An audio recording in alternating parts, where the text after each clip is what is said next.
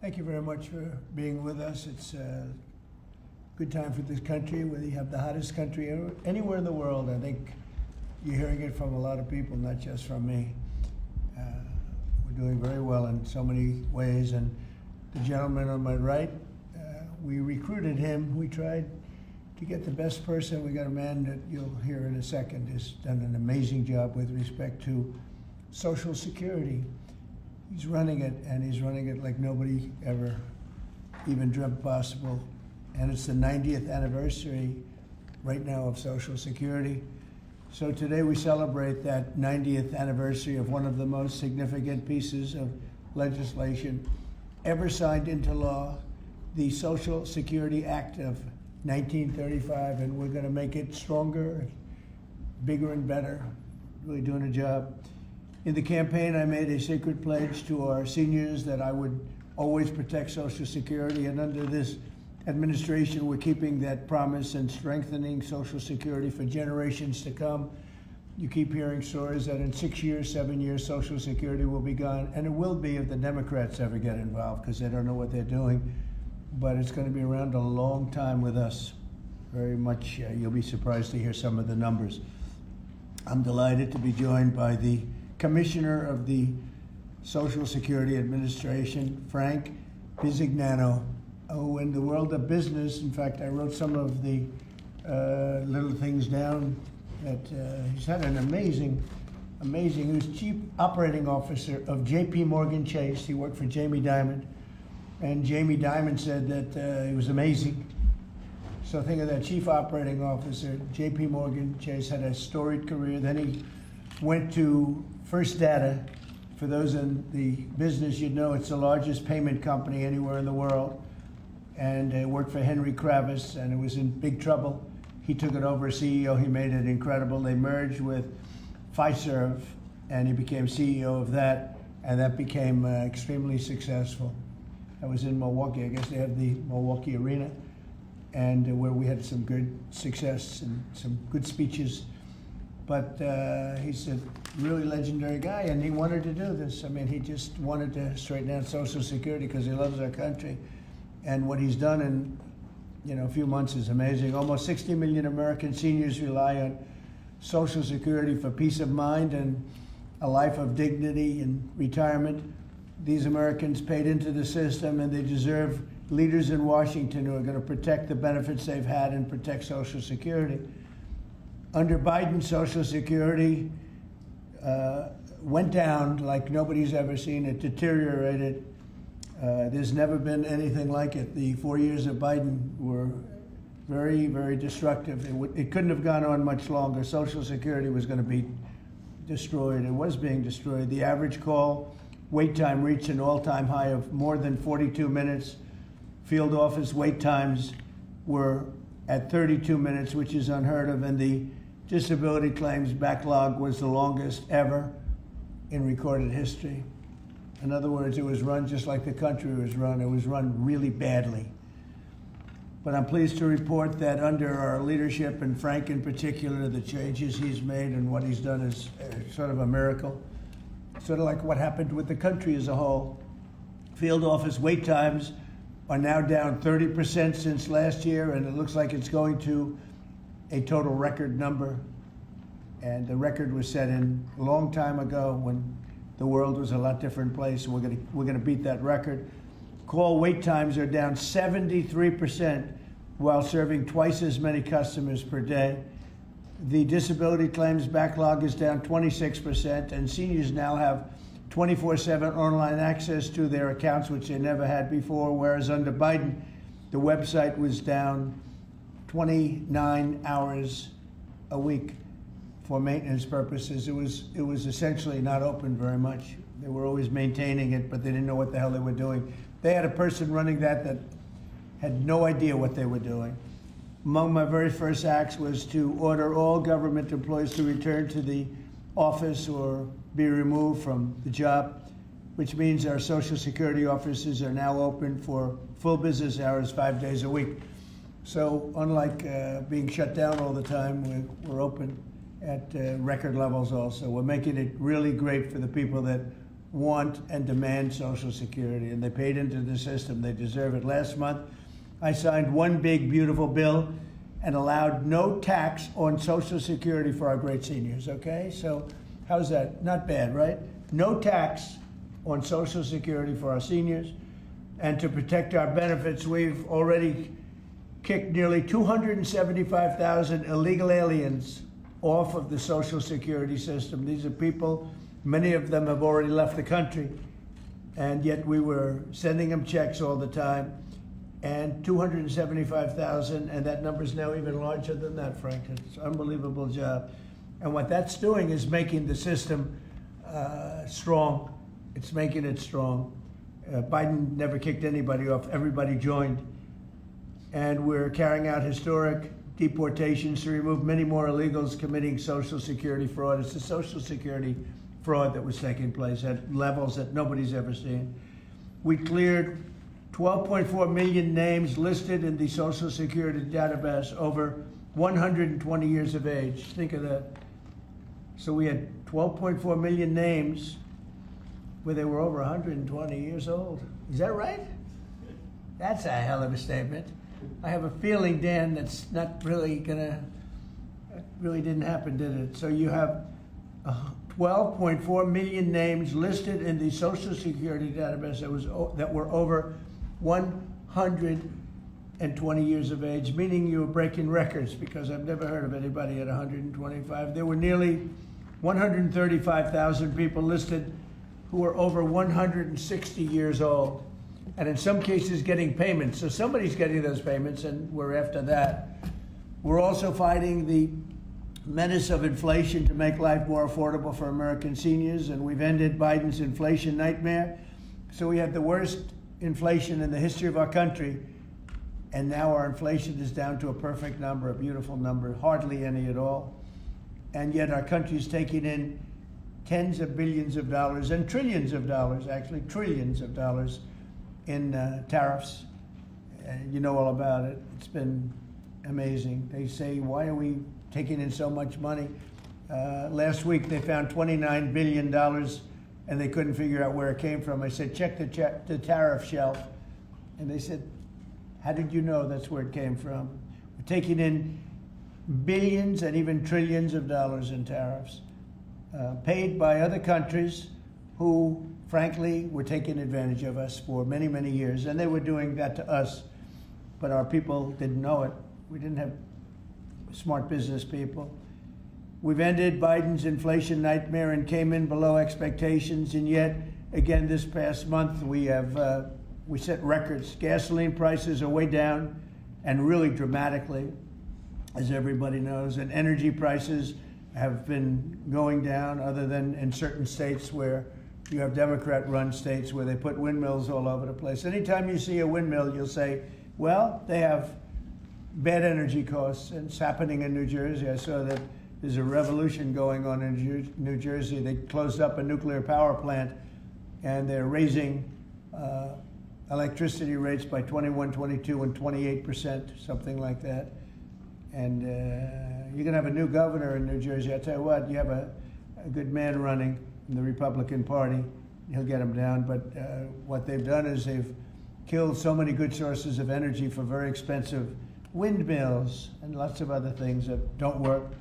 401ks and retirement accounts are soaring, and the stock market is setting record highs. Almost every day we're going record highs, and yet we're taking in hundreds of billions of dollars in tariffs.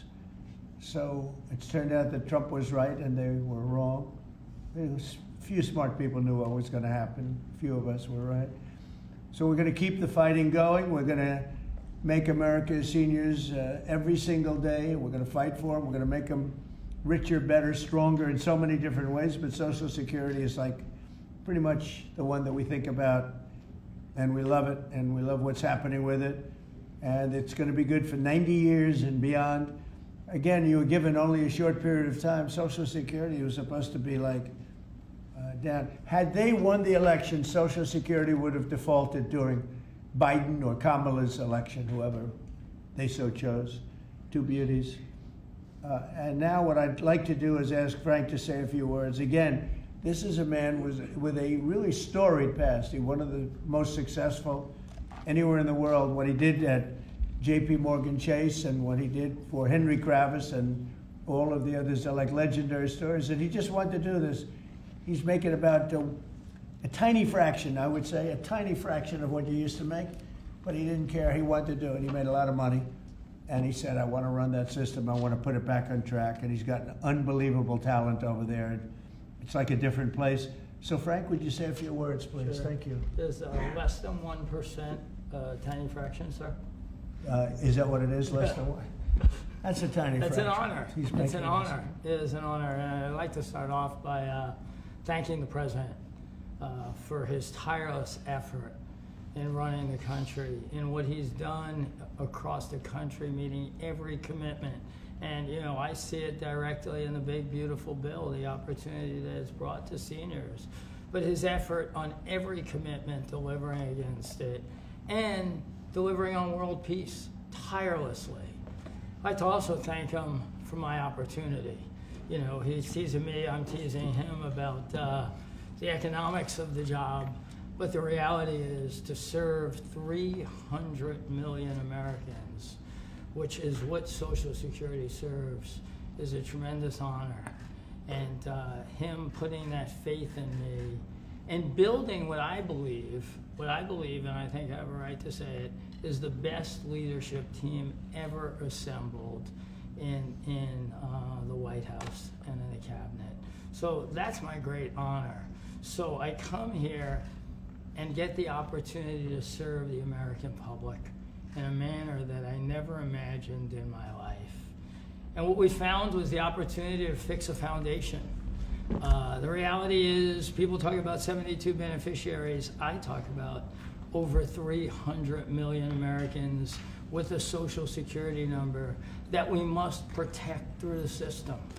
And when you look at what we talk about in eliminating Social Security numbers that were live in the system, they could carry fraud through the whole system. So the first thing was root out fraud, waste, and abuse. But while doing it, the best way to be more efficient is provide more accurate payments and better service. And you heard the numbers.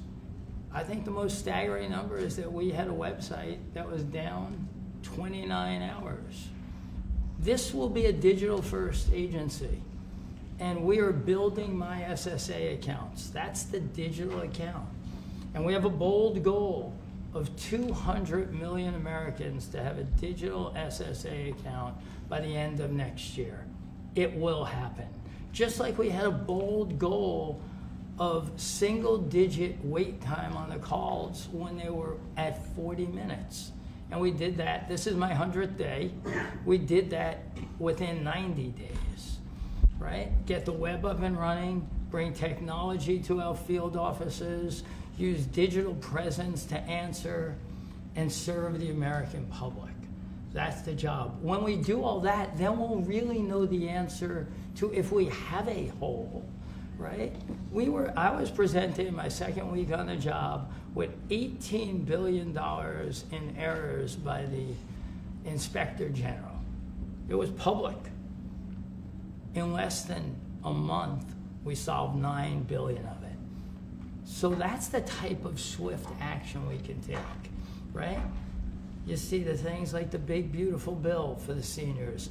You see better digital services. You see field office wait times down. If you make an appointment to have a field office visit, it now happens in 6 minutes.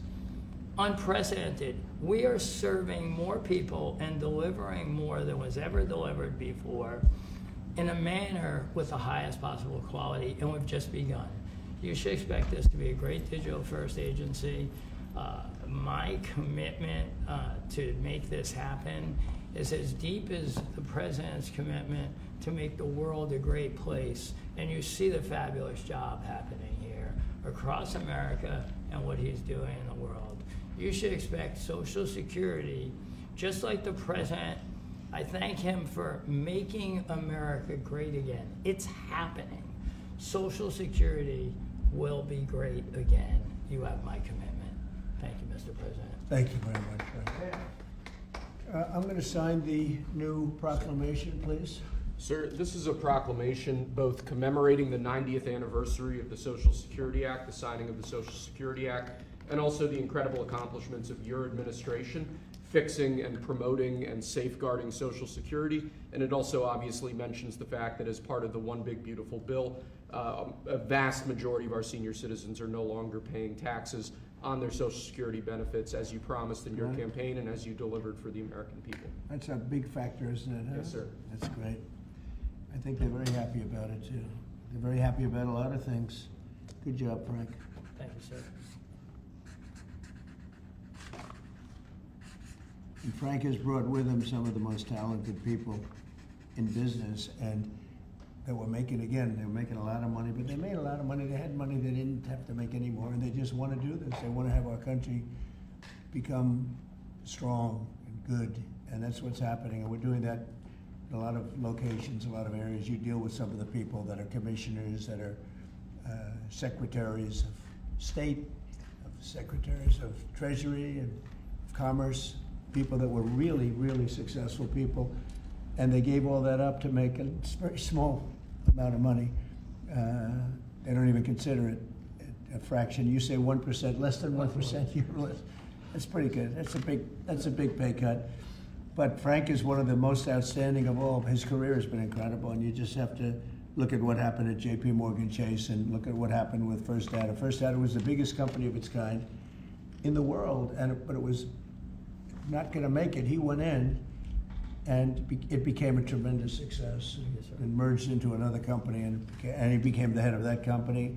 Then he said, "Let me go save Social Security," because as big as that stuff is, it's small potatoes compared in terms of numbers, right? In terms of numbers, these are big numbers. Government numbers are big numbers.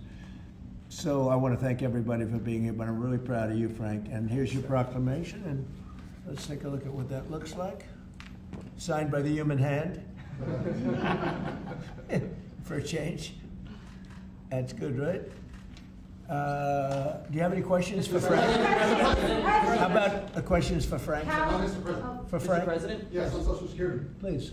First and foremost, this was a major campaign promise that you had for 2023. It was one of the first Agenda 47s that you put out. It was titled, "We Must Protect Medicare Right. and Social Security." Why was this important for both of you to get done, and given the fact that it'll impact millions of lives? Well, it was very important to me because I knew how Social Security, I've been hearing about it for years, long before I came to office, that it was really going to die very shortly. And I had to put somebody outstanding in, and I was talking to him on a business sense once, and I said, "This guy's amazing." And he said, "I'd love to help you with Social Security," because it's sort of what he does. You know, he takes troubled entities and turns them around. And he did some of the biggest messes in the world, and Social Security in a certain way, I guess, you reported it all the time. In 4 or 5 years, it's going to go bust, but not anymore, it's not. And he's got it turned around so well. The proclamation helps. All of the things we've done help. And he's finding such tremendous fraud where we have illegal aliens. We have people that don't even exist on Social Security now. They don't exist. And what it does, it makes it totally secure and powerful for the people that are on it and need it. And we're very proud of the job he's done, one of the best. Kara Castro from Lindell TV. How are you today, sir? Democrats like Bernie Sanders and Elizabeth Warren continue to peddle the lie and the claim that you're trying to cut Social Security, despite your repeated promises to protect it. Why do you think they keep pushing this misinformation and literally terrorizing the elderly in America that sadly keep watching the very misleading mainstream media? I love your question. I should have called you almost first, but I love his questions also, always. But it's such a good question. It's so vicious what they do. Elizabeth Warren said she was an Indian. We call her Pocahontas. She's a liar. She lied her whole career. Based on the fact that she was an Indian, she was able to get into certain colleges, get certain jobs, get into certain universities to work there. She's a liar and a mean person. She's a nut job. I watched her the other night. She's all hopped up endorsing a communist in New York City, and she was all excited and jumping up and down. She's got to take a drug test. She really does. She's got to take a drug test. There's no way somebody can act that way and be normal. What she's done to our financial institutions, she destroys people. You know that you had a lot of great banks in the Midwest and banks that loaned to farmers and others, and they went out of business. She put them out of business. Stone cold mean. Banks that were open 150 years, family banks that supplied the farmers and manufacturers and others, and she put them out of business. She's a mean, horrible human being. Bernie Sanders is Bernie Sanders. I don't mind him so much. He's just a liberal guy, very liberal guy. He's a wacky guy. He's still sharp. I got to tell you, you know, he's 86 or 87 or something. He's still sharp. You compare that to Joe Biden, it's, you know, sort of what happened. So I don't mind Bernie Sanders. With him, you know what you're getting. You're getting a guy, he's a nasty guy, but he's somebody that, I don't know if I call it a fastball, but he's able to throw the ball pretty well. He's okay. I watched him the other day. He was totally on the opposite side of things. I will say this, the biggest issue right now, and an issue that's really taken hold, is crime, stopping crime in the cities, and the Democrats are fighting the stopping of crime. So I think that's like men playing in women's sports is okay, or transgender for everybody, okay. But this is a bigger issue. This is the biggest of all issues. Crime is rampant in D.C. It's rampant in our generally blue-run cities, and they've got to do something about it, or they're never going to win another election. And instead of calling me a dictator, they like to say Trump's a dictator. Trump's a dictator. Well, I had calls from many, many friends, including Democrats. I have a lot of Democrat friends, but they're normal people. And they were thanking me so much for what I'm doing in D.C. They feel so safe already. And you know, at the border, we had 0 people come in, and this is done by a liberal group. They're the people that do it. I have nothing to do with it. 0 people in 3 months. We had 0, 0, and 0 for 3 months.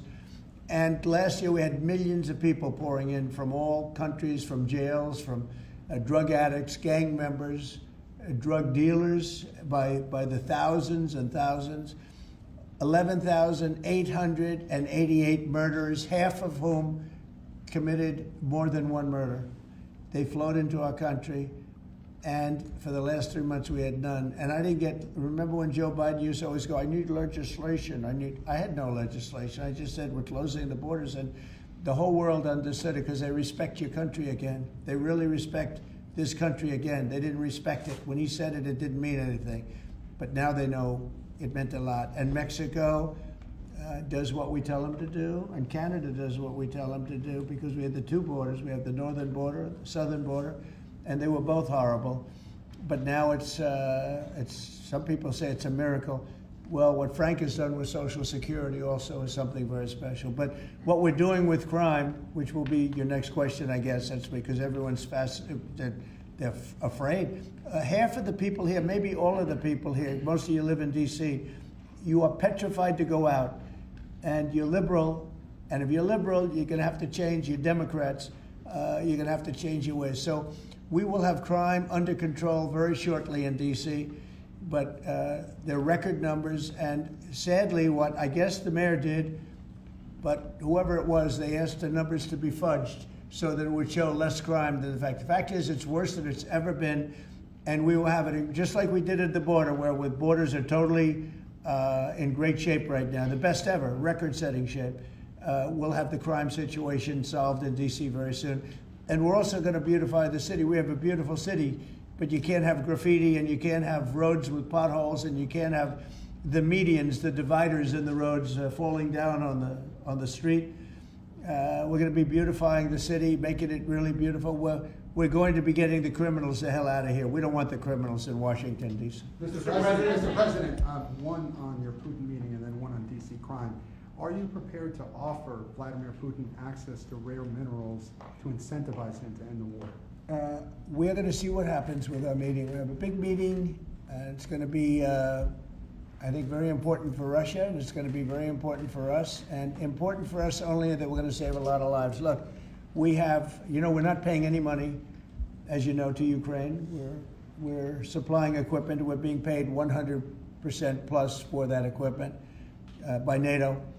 And I got NATO up from 2% to 5% of GDP. They now have billions of dollars. NATO's a very rich group of countries, and we make the best military equipment anywhere in the world by far, and they're buying our equipment, and they're paying 100% for the equipment, 100%. In fact, they owe us about $2 billion now. They're going to send a check. Another one was sent recently for $1 billion. So we're not spending any money anymore. Biden gave them $350 billion, got nothing for it.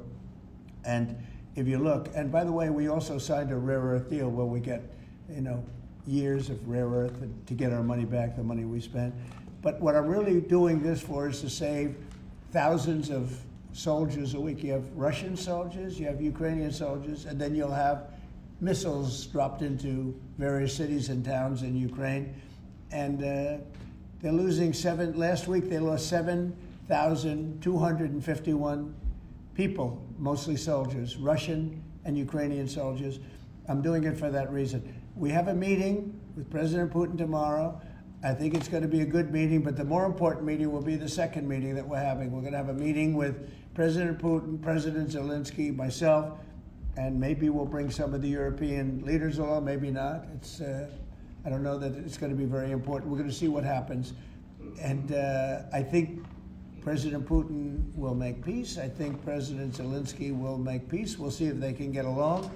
And if they can, it'll be great. I've solved 6 wars in the last 6 months, a little more than 6 months now, and I'm very proud of it. I thought the easiest one would be this one. It's actually the most difficult. We had one war raging, as you know, for 37 years. One in the Congo with Rwanda was raging for 31 years. We solved 6 of them, made peace, not just solved them, we made peace. If you look at Pakistan and India, planes were being knocked out of the air. 6 or 7 planes came down. They were ready to go. Maybe nuclear, we solved that. I thought this would be maybe an easier one. It never made sense, this war. It would have never happened when I was president. If I were president, this war would have never happened. But millions of people have been killed. And I'm there for one reason, to see if I can solve. This was Biden's war. This isn't my war. I want to see if I can stop the killing. Yeah. But rare earths, do you plan to offer him access to that at all? We have great rare earth. We made that as payment for all of the money that we've spent so foolishly in Ukraine. We spent $350 billion. Now Europe spent $1 billion. That's a lot of money. They spent $100 billion. That's a lot of money, but we shouldn't be spending a lot more money than them, and they understand that. And I think that's maybe why we're not spending money anymore. We're not spending any money. They're paying us for everything. So people are shocked when they hear it. They don't even understand. They don't even write about it. But we're not spending money, but we are spending a lot of time trying to get the war solved. If we can get the war solved, we'll be very happy. As far as rare earth, that's very unimportant relative to, I'm trying to save lives. And on DC crime, sir, on President, DC crime. do you have a message for the Democrat lawmakers like Nancy Pelosi or media who are saying, after living here for many years, that there is no crime and you're trying to start a new news cycle? It's another reason why the Democrats lost the election in a landslide. They lie. It's just lie. Look, the crime is very bad. I think they'd be much better off saying, we want to help President Trump with the crime because it's an epidemic. It's a tragic situation. It's the worst it's ever been. And we want to help President Trump with the crime, as opposed to, he's a dictator. He's a dictator. People are so happy to see our military going into D.C. and getting these thugs out. As you know, we arrested a lot of people yesterday. We arrested a lot of people today. We're getting people that have arrest records that you wouldn't believe. 28 arrests, 15 arrests, brutal, brutal people. And we're going to have to do something about this cashless bail, because people shoot somebody, they kill somebody, and they're out on the street in less than an hour. Now, that's when it's all started, in New York, in Chicago, Los Angeles. You take a look. If we didn't go to Los Angeles to help this incompetent governor and a mayor that doesn't know what the hell she's doing, if we didn't go to Los Angeles, you wouldn't have a big part of it burned down. The other part of it would have burned down too. You would have not had, I don't think you would have been able to have the Olympics. We have the Olympics. I have a lot at stake with that, because I'm the one that got the Olympics. I got it in my first term, and I was saddened because I got it for what would be my third term, okay, which turned out to be second term. And the Olympics, it's a great honor, but I felt badly because I said I won't be president when the Olympics came. Well, through circumstance, I am president. I want to make sure the Olympics is great, the World Cup is great, and the 250, maybe the most important of all, is the 250-year celebration is great. So what's happening is we will work very hard. You would not have had, I don't believe that if I didn't send in the troops, I don't think you would have had Los Angeles in condition to have the Olympics. I think you would have had to tell them, I'm sorry, you're going to have to go someplace else. And if you look at the police commissioner or the sheriff, he said, we really needed them. Thank God they were here. We really needed them. That was the first 2 or 3 days. After we solved their problems, then he said, well, I think we could have maybe done it. No, he was told what to say. He said, you go back to your files and see what he said. He said, thank goodness they came. If I didn't go and put our military there, or National Guard in that case, and we'll go military if we have to, but the National Guard went there. They were very effective. If we didn't do that, I don't think you would have had the Olympics in Los Angeles. The place would have been just like the 25,000 houses that burned down, where, by the way, the governor ought to focus on getting their permits. You know, the federal permits are given. Those are the hard ones, and they were given a long time ago. People can't rebuild the house because they can't get permits from the state and the city, and they ought to focus on that because it's very upsetting. I went there right after the fires. I walked the streets, and I met a lot of great people that want to rebuild their homes. We took care of it from the federal standpoint, but they're not taking care of it from the city standpoint, the mayor and the governor. They're not getting their permits. They can't build their houses. Mr. President, on DC crime. Go ahead, please. Mr. President, thank you. Do you think this summit and the incentives for peace you are putting on the table could end up rewarding Putin for his invasion of Ukraine? And what kind of signal do you think that could potentially send to other aggressors? No, I don't think it's a reward. I think that what we have is a situation that should never have started, should have never started. It didn't start under me, and for 4 years it wasn't even discussed. And I could see it was going to happen after I left. I could see what was happening. Everything that we did was wrong. Everything that was done was wrong. Everybody's to blame. Putin's to blame. They're all to blame. This is a war that would have never happened. Mr. President, on DC crime, sir. The other question on LA, Mr. President, earlier today, the Washington, D.C. police chief issued an executive order allowing metropolitan police officers conducting traffic stops to notify federal immigration and customs enforcement about undocumented immigrants that they encounter. Yet the city has a long-standing pro-immigration policy, including allowing non-citizens to vote in local elections. Which is ridiculous. And limiting cooperation with federal immigration agencies. Right. Did your administration pressure the D.C. police chief to review and repeal these policies? And will you require other cities to roll back similar policies to avoid possible federal takeover of local law enforcement? So what you're saying is that it was a very positive thing. When they stop people, they find they're illegal, they report them, they give them to us, etc. That's a very positive thing. I have heard that. It just happened. That's a great step. That's a great step if they're doing that. Yeah, I think that's going to happen all over the country. We want to stop crime.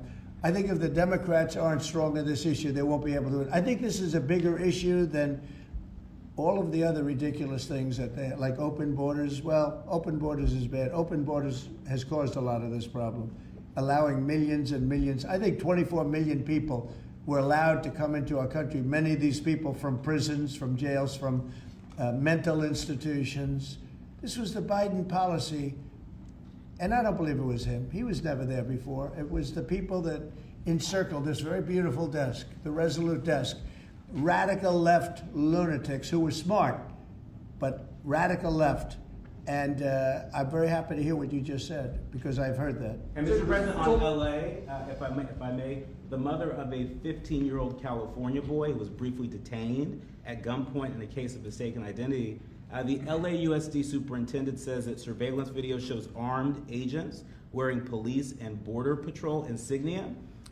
Given the National Guard, the Border Control, ICE agents, they're not trained in local policing. What specific steps are you taking to ensure that young people are not put in harm's way with these types of operations? Yeah, what they are trained in is common sense, and they're very tough people.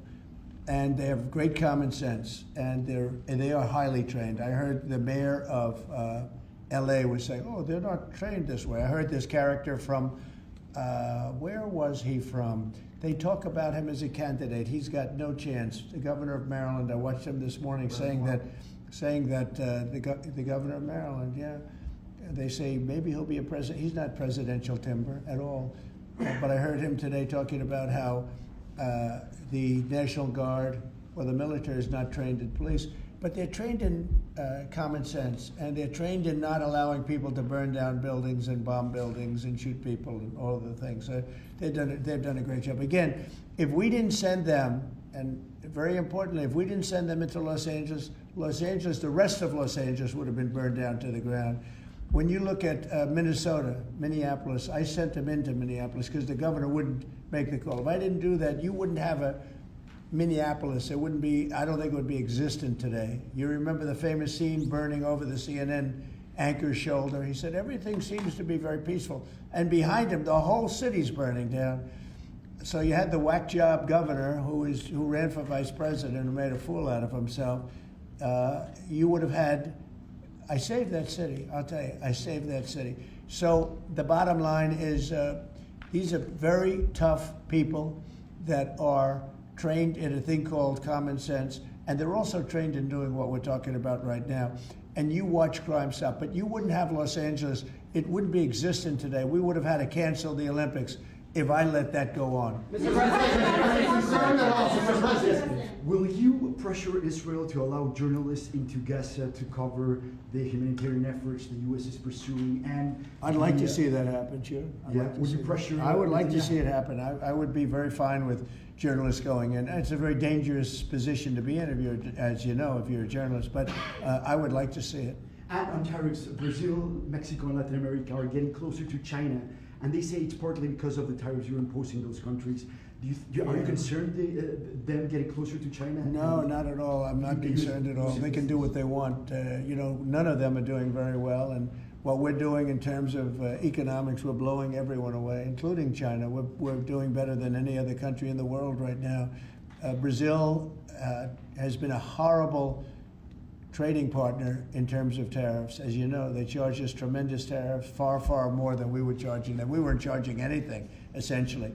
And Brazil has some very bad laws happening where they took a president and they put him in jail, or they're trying to jail him. And I happen to know the man, and I will tell you, I'm pretty good at people. I think he's an honest man. I think what they've done, this is really a political execution that they're trying to do with Bolsonaro.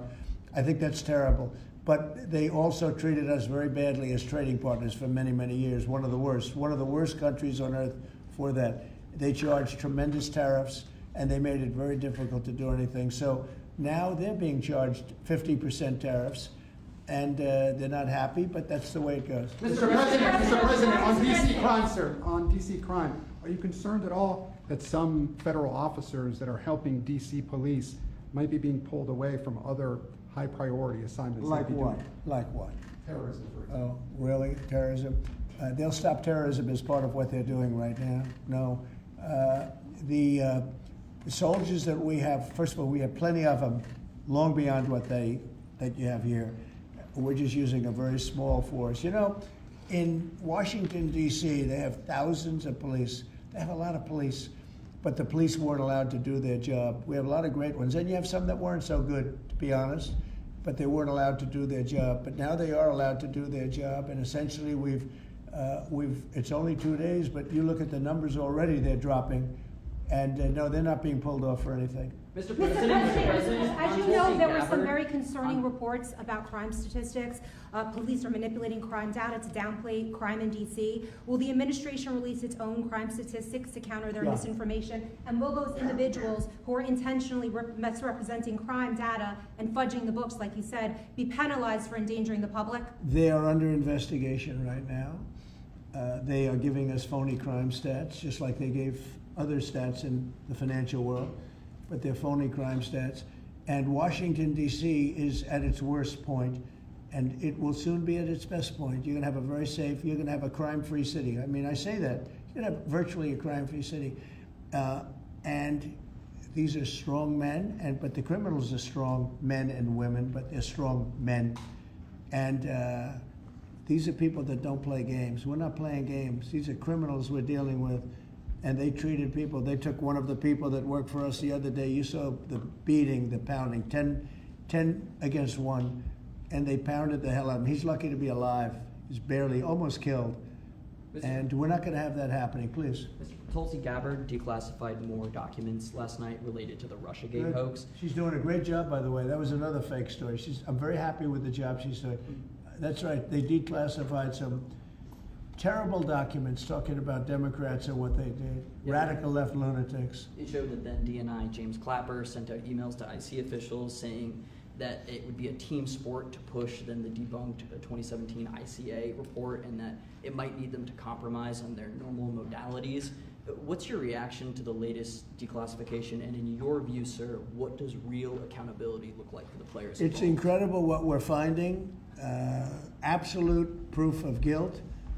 And we'll see what happens. But Clapper and Comey and that whole group of criminals, they're criminals. And they made it very tough. You know, they did the fake Russia witch hunt that lasted for 2 years.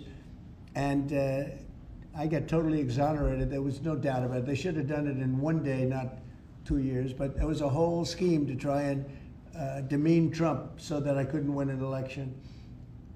And that is a criminal group of people. They're sick people, and they're criminals, and they should be taken care of. Mr. President. Does Putin have a strong hand tomorrow? Well, he came to our country, and I heard CNN fake news talking about that was a big win for him. Normally, he would say the opposite, but they said, oh, it's a big win that he came here. Normally, he would say the opposite, he came here. I think that President Putin would like to see a deal. I think if I weren't president, he would take over all of Ukraine. It's a war that should have never happened. Mr. President. If I weren't president, in my opinion, he would much rather take over all of Ukraine. But I am president, and he's not going to mess around with me. Mr. President, on Russia, Mr. President, would you support or agree to reducing NATO troops in Europe, in countries like Poland, in order to get Russia to agree to a peace deal?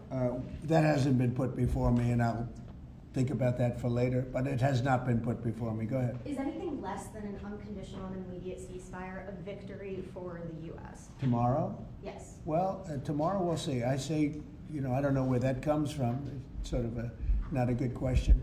I would say that tomorrow, all I want to do is set the table for the next meeting, which should happen shortly. I'd like to see it happen very quickly, very shortly after this meeting. I'd like to see it actually happen maybe in Alaska, where we just stay because it's so much easier. But I think that it's going to be very interesting. We're going to find out where everybody stands, and I'll know within the first 2 minutes, 3 minutes, 4 minutes, or 5 minutes, like we tend to find out, whether or not we're going to have a good meeting or a bad meeting. And if it's a bad meeting, it'll end very quickly. And if it's a good meeting, we're going to end up getting peace in the pretty near future, okay? How about one more? Thank you, Mr. President. On the Smithsonian, I know that your administration is seeking to weed out a lot of this left-wing spin that's in the museums, but we're seeing from people like Brian Stelter or other commentators that they're insinuating that you are trying to change history according to your narrative. What's your response to that, and is there anything you'd particularly like to Well, we take a look want at? the museums to treat our country fairly. We want the museums to talk about the history of our country in a fair manner, not in a woke manner or in a racist manner, which is what many of them, not all of them, but many of them are doing. Our museums have an obligation to represent what happened in our country over the years, good and bad, but what happened over the years in an accurate way. Thank you very much, everybody. Thank you, press. Thank you, press. Thank you. Thanks, guys. Headed out right here. Thank you, press. Thanks, guys. Head out right this way. Right this way. Thanks, guys. Keep coming. You see the video Let's of go, the guys. sandwich thrown at the officer? Thanks, guys. Thank you, press. Thank you very much. Thanks, guys. Thank you, press. Let's go. Thank you, press. Thank you. Keep coming.